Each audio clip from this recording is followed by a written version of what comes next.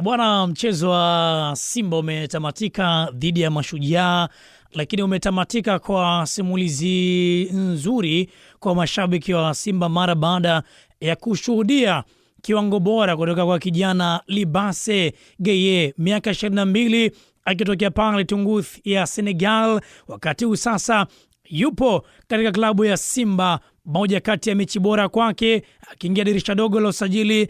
Leo amepiga bonge moja la goli nje ya 18, lakini ukitoa tu goli ambalo amelifunga, ustadi wake, namna ambavyo ana uwezo wa kuchezea mpira, namna ambavyo ana uwezo wa kulinda mpira, alistahili leo kuwa man of the match.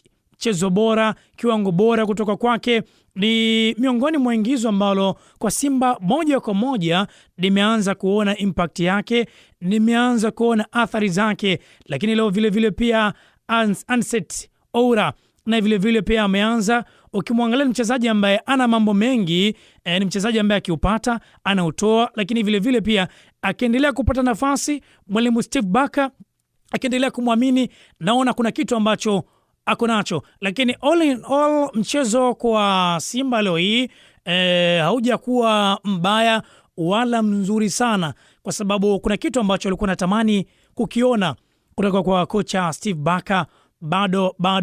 Bado sijaona ile staili ya uchezaji ya timu ikiwa inabadilika. Bado sijaona ule muundo kutoka kwa Steve Barker ya kwamba anaanza hivi, timu inabadilika inakuwa hivi, ikiwa ina mpira inacheza hivi. Ni Simba ambayo bado inatafuta chemistry ya timu, ni Simba ambayo bado inajitafuta, lakini naamini kwa maingizo mapya ya wachezaji ambao wameingia. Ismail Ture nimemwona kwa dakika ambazo amezipata, lakini natamani sasa kuendelea kuiona, natamani kuendelea kuwaona hawa ambao wanapata na nafasi wanafanya vile ambavyo labda mwalimu anaelekeza, ili tuone mabadiliko ya Simba kwa ujumla. Kwa hiyo bado nipo kuendelea kumtazama mwalimu Steve Barker, lakini hata kama kuna namna Simba itakuwa inakosa matokeo wakati huu, ni vyema uongozi wa Simba kuendelea kumwamini mwalimu Steve Barker ili aendelee kuitengeneza Simba